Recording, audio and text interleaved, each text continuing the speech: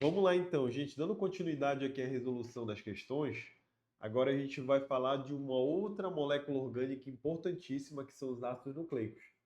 Os ácidos nucleicos, geralmente, eles aparecem a nível de questões no quesito de código genético ou fluxo da informação genética. Fluxo da informação genética é DNA originando RNA e o RNA originando as proteínas, certo? O código genético seria a linguagem utilizada dentro desse processo para a produção das proteínas, certo? Que a gente vai comentar um pouquinho aqui no transcorrer das questões, beleza? Então vamos lá. Na primeira questão ele diz assim: as biomoléculas ou moléculas biológicas estão presentes nas células, nos seres vivos e participam da estrutura e dos processos bioquímicos dos organismos. Elas são formadas por elementos como oxigênio, hidrogênio, carbono e nitrogênio.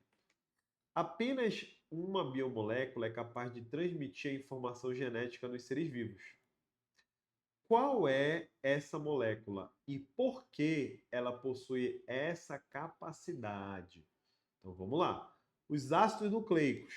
Beleza, é uma biomolécula que transmite as informações genéticas. Aí a gente tem dois ácidos nucleicos, importante lembrarmos: o DNA e o RNA.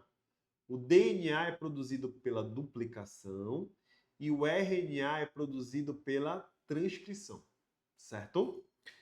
Letra A. Os ácidos nucleicos, uma vez que são capazes de formar cópias de si mesmo pelo processo de replicação conservativa.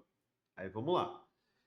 Os ácidos nucleicos, eles até podem ser obtidos dessa forma, mas o processo de replicação ele é semi-conservativo, certo? O que isso quer dizer?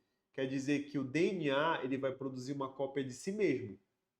Só que essa cópia que é produzida de si mesmo, ela vai ter a molécula mãe também como ingrediente dela.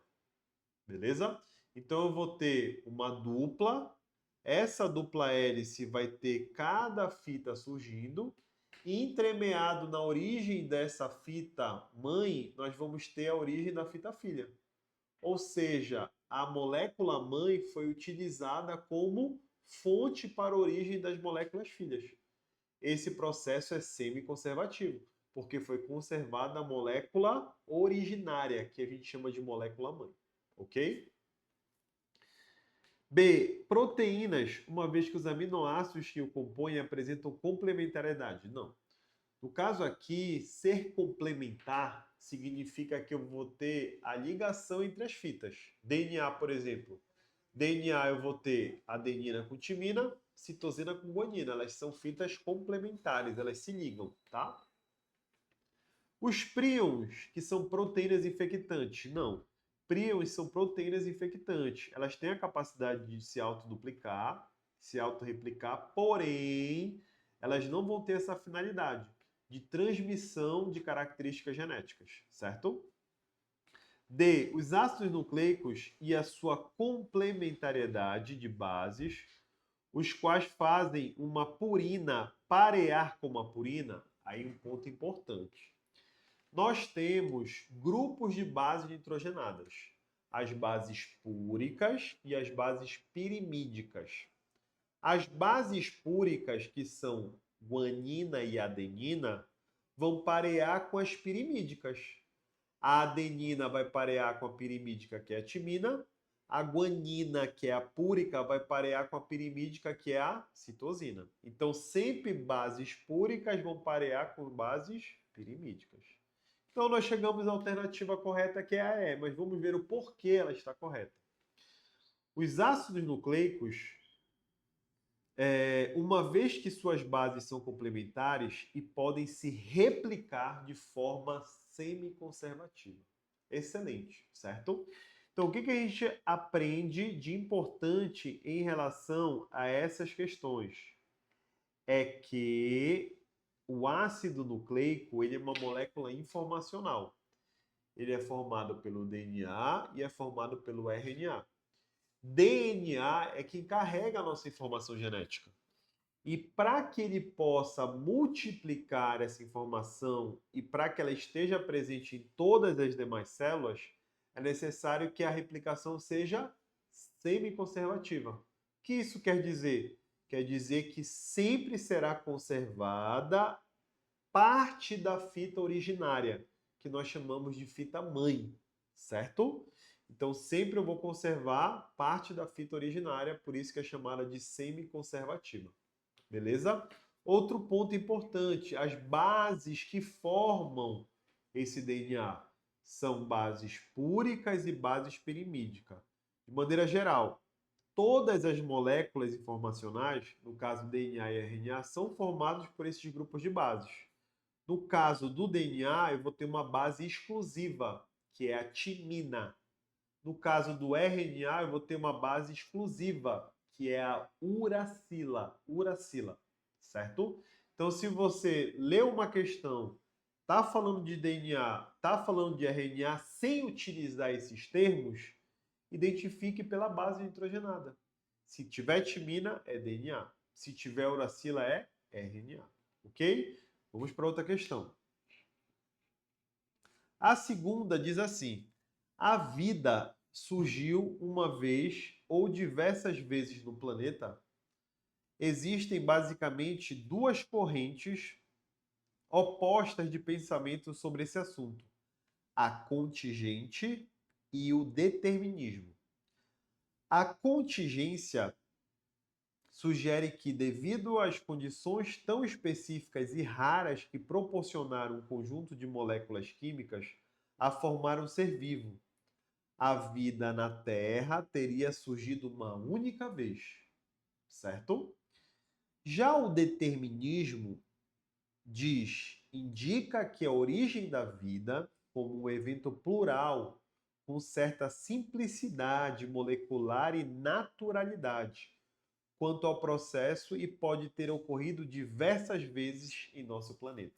Então, assim, aqui não cabe a nós dizer qual está correta ou incorreta. O que nos cabe é interpretar o que ele diz, que no caso da contingência, nós vamos ter a vida surgindo em um único momento, pelas condições que ali existiam. E dali houve a multiplicação dessas moléculas que foram se reproduzindo. Já determinista, né, o determinismo, ele apregoa que a vida possivelmente teve focos de origem diversos ao longo do planeta. Beleza? Então vamos lá. De acordo com Esserto, a presença de DNA ou RNA e proteínas em todas as células em um argumento que favorece a contingência, pois os ácidos nucleicos são mais simples que as proteínas? Não. Se a gente for analisar por simplicidade, né, por estrutura molecular, dependendo da proteína, ela é altamente complexa, certo? Então, a nível de complexidade, a gente não pode empregar essa análise, né? Olha B, a contingência, pois essas biomoléculas estão altamente intricadas no metabolismo. Aí, se você perceber, ele não identificou que existe uma mais complexa e uma menos complexa. Ele relacionou as moléculas, que é o que é mais importante na origem da vida. O que se sabe sobre a origem da vida é que em um determinado momento no ambiente, esse ambiente possivelmente primitivo, essas moléculas inorgânicas originaram moléculas orgânicas. E que possivelmente essas moléculas orgânicas passaram a ter um momento de duplicação. E que a partir desse momento de duplicação surgiu as primeiras células, que seriam os procariontes. Então nós teríamos o DNA originando o DNA, o DNA originando o RNA e o RNA originando proteínas. Não no início da vida, não necessariamente nessa sequência. Acredita-se que as primeiras moléculas informacionais possam ter sido proteínas.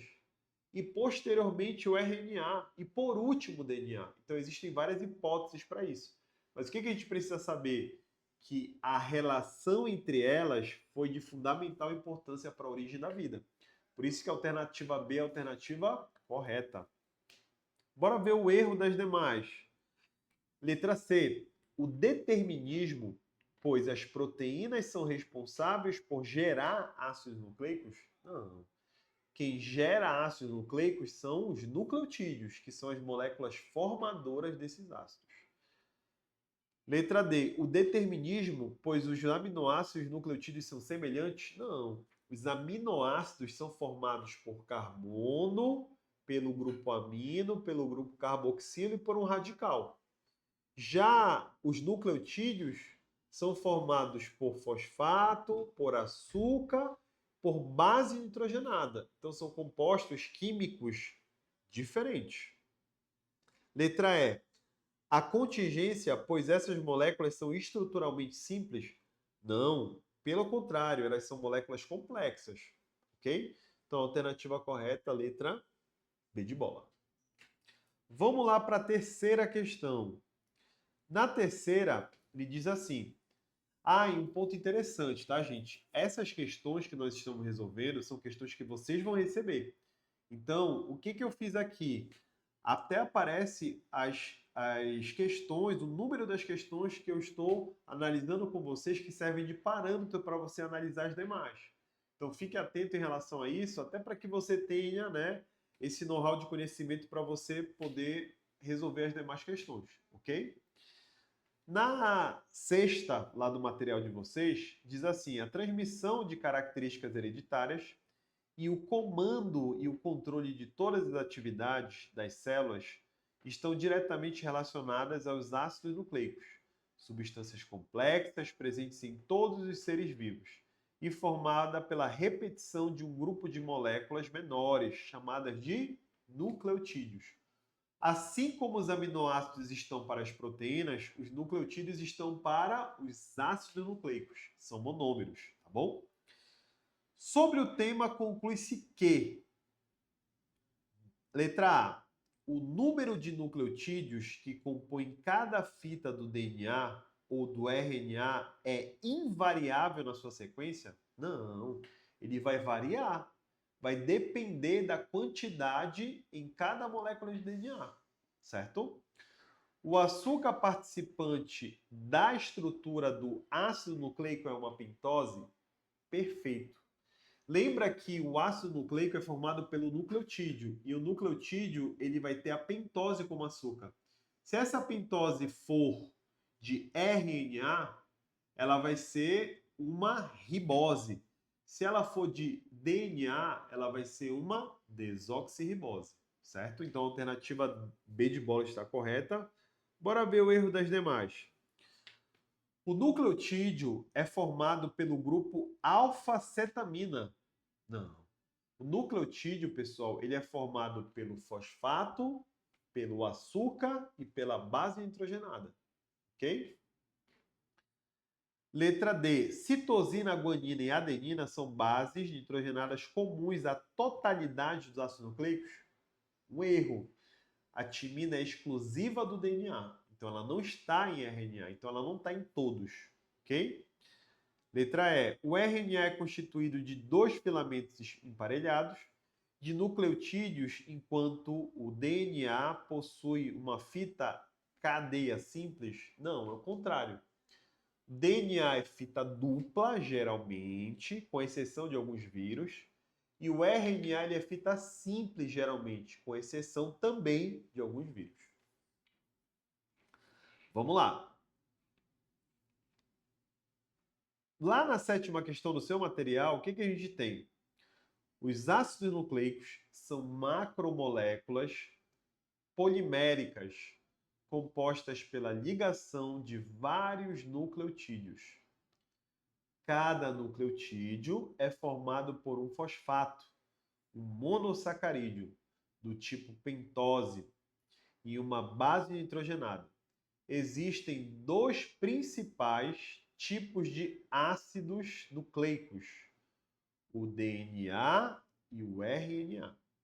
Além de apresentarem funções diferentes, nas células, essas moléculas também apresentam estruturas bioquímicas totalmente diferentes. Por que assim totalmente diferentes? Porque bioquimicamente falando, se for DNA, eu tenho uma base nitrogenada diferente. Se for DNA, eu tenho um açúcar diferente. O que vai ser conservado de fato é o fosfato, que vai ser comum para ambas, certo? Porém, nesse caso, nós vamos ter essas duas exceções em relação ao açúcar e à base nitrogenada, ok? Aí ele continua. Além de apresentarem funções diferentes, essas moléculas também apresentam estruturas bioquímicas diferentes. Sobre as diferenças bioquímicas existentes entre as moléculas informacionais e suas diferentes papéis nas células, pode-se dizer que, letra A, o processo de transcrição permite a síntese de RNA a partir de nucleotídeos livres. Informações contidas no DNA. O que ele está querendo te falar? Que a transcrição permite a produção do DNA a partir dos nucleotídeos e informações contidas em DNA. Tudo bem. Vamos ver se a gente encontra outra alternativa que tenha uma coerência melhor com a argumentação. Não que esteja errado, mas vamos ver se temos outra. Apenas o RNA é capaz de realizar a autoduplicação? Não. O DNA também é capaz de realizar a autoduplicação, tá? Letra C. A base nitrogenada uracila é encontrada no DNA? Não. Ela é encontrada no RNA, certo? No DNA, eu vou encontrar a timina como base exclusiva. D. As bases nitrogenadas compõem os nucleotídeos de DNA. Não fazem parte da composição do RNA? Fazem sim. Letra E. A pentose que compõe os nucleotídeos de DNA é a ribose? Não, é a desoxirribose. Enquanto que do RNA é a desoxirribose? Não, é a ribose. Então aí nós vamos ter como alternativa correta a letra A. Para a gente poder finalizar, bora retomar os melhores momentos que nós temos em relação ao que nós falamos. O que você precisa lembrar? Que em se tratando de ácidos nucleicos, eles são formados por um monômero, que são os nucleotídeos.